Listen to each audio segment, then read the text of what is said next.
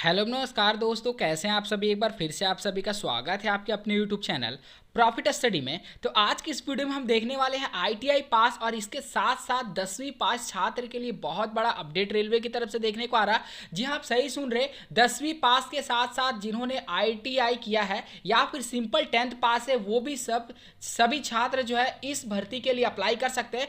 तो रेलवे का एक नया अप्रेंटिसशिप का नोटिफिकेशन रिलीज कर दिया गया है। इसके रिगार्डिंग हमने पहले भी आपको एक शॉर्ट नोटिफिकेशन के माध्यम से इंफॉर्मेशन दिया था और मैंने पर्टिकुलर बताया था कि जब इसका फुल डिटेल के साथ आपका नोटिफिकेशन रिलीज किया जाएगा तो आपको वीडियो के माध्यम से अपडेट किया जाएगा। पर इस भर्ती में कुछ बदलाव किए गए। क्या बदलाव है वो हम वीडियो के आगे कवर करेंगे। तो 10th और आईटीआई पास सभी छात्र ध्यान से सुन लीजिए। 10th और आईटीआई के लिए अलग अलग वैकेंसी निकाला गया है।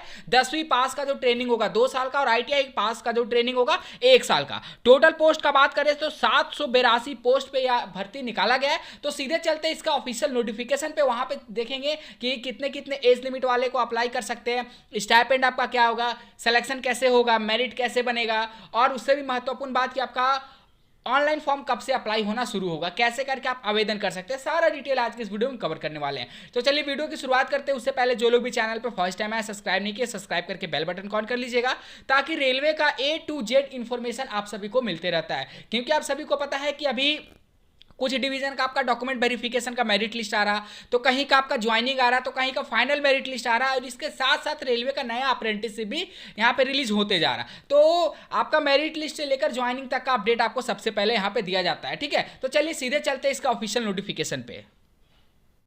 तो जैसा कि आप सभी देख रहे हैं, पर्टिकुलर इसका ऑफिशियल नोटिफिकेशन पे आ गए हैं। ये जो नोटिफिकेशन है इसके ऑफिशियल साइट के साथ साथ डिस्क्रिप्शन और आपको व्हाट्सएप ग्रुप पे भी मिल जाएगा। ठीक है, ये जो नोटिफिकेशन रिलीज किया गया है इंटीग्रल कोच फैक्ट्री चेन्नई की तरफ से आया है और डेट देखिए तो 31/5/2023 के डेट में अभी कुछ मिनट पहले ही इसका अपडेट किया गया है। Engagement for apprenticeship under the apprenticeship rate 1961 notification number आपका ये 23-24 सेशन का है। ठीक है, 22-23 का ऑलरेडी कंप्लीट हो गया, 23-24 सेशन का यहाँ पे आपका अप्रेंटिसशिप के लिए नोटिफिकेशन रिलीज कर दिया गया है। चलिए अब बात कर लेते हैं इंपॉर्टेंट डेटेस वगैरह का। तो opening date for online application 31/5/2023 से आपका फॉर्म अप्लाई होना शुरू हो जाएगा। मतलब आज ही के डेट से वीडियो आपको आने वाले टाइम में मिल जाएगा। ठीक है, देखिए अपने से फॉर्म अप्लाई मत करिएगा, नहीं तो फॉर्म आपका रिजेक्ट हो सकता है। वीडियो आ जाएगा, स्टेप बाय स्टेप समझ लीजिएगा कैसे अप्लाई हो रहा, उसके बाद ही आपको फॉर्म अप्लाई करना है। उसके बाद अगर बात करें लास्ट डेट, तो आपको 30/6/2023 शाम के 5:30 बजे तक यहाँ सभी छात्र फॉर्म अप्लाई कर सकते हैं। 30 जून आपका डेट रखा गया है। अब बात करते हैं कौन कौन से ट्रेड वालों को मौका दिया गया है। तो टोटल ट्रेड और वैकेंसी सबसे पहले देख लीजिए। ये जो फ्रेशर का वैकेंसी है, ठीक है, और यहाँ पे एक्स आईटीआई दोनों तरह का जो पोस्ट है वो नोटिफिकेशन में पहले ही आपको बता दिया गया है कि ये आपका आईटीआई का वैकेंसी है और ये आपका 10th पास का वैकेंसी है। 10th पास में अगर बोलेंगे टोटल 252 पोस्ट है। 252 पोस्ट भी बहुत ज़्यादा होता है, ऐसा मत सोचिएगा कि कोई कम होता है। और वही अगर आईटीआई वाला में बात करेंगे तो टोटल आपको 530 पोस्ट में नोटिफिकेशन निकाला गया है। अब बात करते हैं कि ट्रेड कौन कौन सा है। तो एक बार ट्रेड चलिए हम आपको दिखा देते हैं कौन कौन सा कैटेगरी अप्लाई करते हैं, वो भी देख लीजिए। Unreserve, OBC, ST, SC, PWD. इसके अलावा आपको ईडब्ल्यूएस कैटेगरी आपको देखने को नहीं मिलेगा। तो जितने भी ईडब्ल्यूएस वाले कैटेगरी के स्टूडेंट होंगे वो क्या करेंगे, अनरिजर्व से फॉर्म अप्लाई करिएगा। ठीक है, ईडब्ल्यूएस नहीं है तो आपको अनरिजर्व से ही करना पड़ेगा। ट्रेड देख लीजिए, carpenter, electrician, fitter, machinist, painter, welder और एमएलटी रेडियोलॉजी और आपका एमएलटी पैथोलॉजी और आपका पासा। हालांकि पासा का वैकेंसी आपका सिर्फ आईटीआई वाला के लिए है, नॉन आईटीआई वालों के लिए नहीं है। ठीक है, देख लीजिए नॉन आईटीआई में आपका एक भी पोस्ट नहीं है। पासा का आपका आईटीआई में सिर्फ 10 पोस्ट रखा गया है। तो ये जो आपका दो यहाँ पे ट्रेड है, ठीक है, रेडियोलॉजी, पैथोलॉजी, इसका बहुत कम यहाँ पे अप्रेंटिसशिप का नोटिफिकेशन रिलीज किया जाता है और ये आपका आईटीआई वालों में नहीं है, ये सिर्फ आपका नॉन आईटीआई वालों में फॉर्म भर सकते हैं जो 4-4 पोस्ट निकाला गया है। अब चलिए देख लेते हैं किसका कितना पोस्ट है। कारपेंटर का बात करें तो आपका 40 पोस्ट है 10th का और आईटीआई में 50 पोस्ट है। इलेक्ट्रीशियन का बात करें तो 20 पोस्ट है आपका 10th पे, 102 पोस्ट है आईटीआई पे। फिटर का बात करें तो 54 पोस्ट है 10th पे, आईटीआई पे 113 पोस्ट है। मैकेनिस्ट का बात करें तो 30 पोस्ट है 10th पे और आईटीआई पे 101, आईटीआई पे आपका 41 सिर्फ ट्रेड है।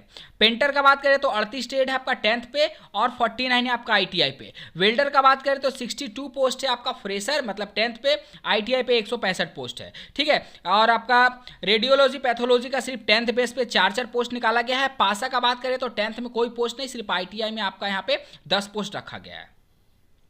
यहाँ पे 252 और 530 वैकेंसी रिलीज किया गया है। चलिए यहाँ पे बाकी आपको ये बता दिया गया है कि अगर आप यहाँ पे engineering degree, diploma and course complete act apprenticeship पहले से हैं तो आप इसके लिए फॉर्म अप्लाई नहीं कर सकते। सिंपल सुन लीजिए, अगर आपने पहले से ऑल ओवर इंडिया में कहीं से प्राइवेट, सरकारी, सेमी गवर्नमेंट कंपनी से अगर पहले से अप्रेंटिसशिप कर रखा है तो आप इस भर्ती के लिए फॉर्म अप्लाई नहीं कर सकते हैं। किसी भी तरह सपोर्ट के लिए आप इस नंबर पर कॉल करके जानकारी ले सकते हैं, नहीं तो डिस्क्रिप्शन में जरूर अपना जो भी क्वेरी होगा उसे मेंशन करिएगा, ठीक है। ये आपको पीडब्ल्यूडी के रिगार्डिंग बताया गया कि कितना परसेंटेज वालों को यहाँ पे किस कैटेगरी में रखा जाएगा।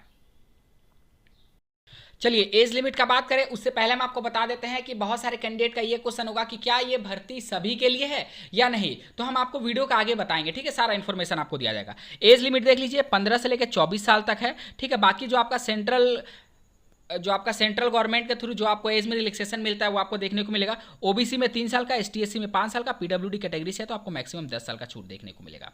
एक्स आईटीआई में देख लीजिए, यहाँ पे क्वालिफिकेशन वगैरह सारा कुछ यहाँ पे दिया गया है। मैंने पहले ही आपको बता दिया कि कौन कौन से लोग अप्लाई कर सकते हैं, कौन कौन से लोग अप्लाई नहीं कर सकते हैं। इसमें क्या होगा कि आपको एनसीबीटी, इसके साथ साथ एससीबीटी वाले दोनों तरह के कैंडिडेट फॉर्म अप्लाई कर सकते हैं, ठीक है। चलिए फ्रेशर में देख लीजिए, आपका फ्रेशर में 2-2 साल का आपका ट्रेनिंग होगा। रेट ऑफ स्टाइपेंड कितना है वो देख लीजिए। फ्रेशर मतलब 10th वाला का 6,000 पर मंथ, उसके बाद आपका फ्रेशर स्कूल पास आउट जो क्लास 12th में है उनका 7,000, मतलब फर्स्ट ईयर में आपको 10th वाला को 6,000, सेकेंड ईयर में 7,000, और आईटीआई वालों का बात करें तो भी आपको 7,000 पर मंथ दिया जाएगा। हाउ टू अप्लाई कैसे करना है, तो इसका ऑफिशियल साइट से ही अप्लाई करना है। लास्ट डेट का और फर्स्ट डेट देख लीजिए 31/5, आज से आपका आवेदन शुरू होगा। चलिए और आगे बढ़ते हैं। आपका देखिए एप्लीकेशन फीस भी लगेगा। एप्लीकेशन फीस किसको देना है, अनरिजर्व ओबीसी को, ST SC PWD female category को कोई भी फीस देने की जरूरत नहीं है। मोड ऑफ कम्युनिकेशन सिर्फ आपका जो है ऑफिशियल साइट और इसके साथ साथ आपको मेल के माध्यम से अपडेट किया जाएगा।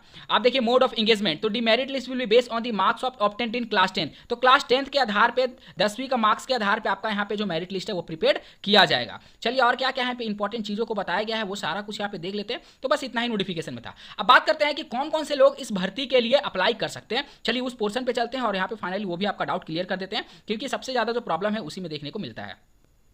यहां देखिए source of engagement of act apprentice as per apprenticeship board letter, ठीक है। ये आपको बताया गया 22/7/2002 के डेट में कौन कौन से लोग अप्लाई कर सकते हैं। नियरेस्ट एम्प्लॉयमेंट एक्सचेंज, उसके बाद एसटी/एससी ऑर्गेनाइजेशन, उसके बाद ITI wherever exciting and ward of railway employ. तो 4 यहां पे पैरा आपको दिया गया, 4 पॉइंट दिया, ध्यान से समझिए। पहला वे सभी कैंडिडेट अप्लाई कर सकते हैं जिन्होंने इंप्लॉयमेंट एक्सचेंज में अपना रजिस्ट्रेशन करा रखा है। ध्यान से सुनिएगा, ठीक है। पहला वो सभी कैंडिडेट अप्लाई कर सकते हैं जो इंप्लॉयमेंट एक्सचेंज में अपना रजिस्ट्रेशन करवा कर रखे हैं। दूसरा वो सभी छात्र अप्लाई कर सकते हैं जो एसटी/एससी ऑर्गेनाइजेशन से बिलोंग करते हैं। तीसरा वो सभी छात्र अप्लाई कर सकते हैं जो आईटीआई भी किए हैं, ठीक है, एक्साइटिंग है, वो सभी कैंडिडेट अप्लाई कर सकते हैं, ठीक है। और इसके साथ साथ जो रेलवे इंप्लॉय के बच्चे हैं, ठीक है, वो सभी रेलवे वार्ड से जो फॉर्म है अप्लाई कर सकते हैं।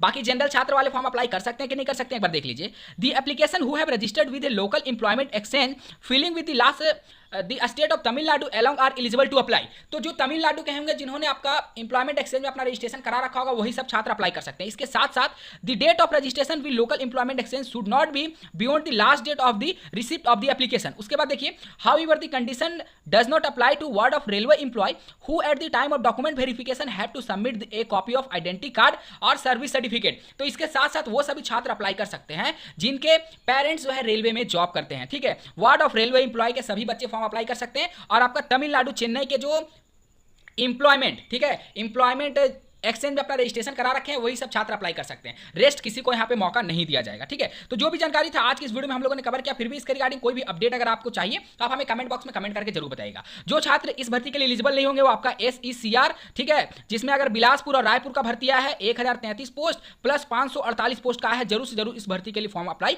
कर दीजिएगा। लास्ट डेट इसका बहुत जल्दी होगा, मतलब फिर आपका फॉर्म अप्लाई नहीं हो पाएगा। तो चलिए फिर से मिलेंगे आपसे नई भर्ती नई जानकारी के साथ। रेलवे का पल पल का अपडेट पाने के लिए चैनल को सब्सक्राइब करके बेल बटन ऑन कर दीजिएगा। तब तक के लिए जय हिंद जय भारत।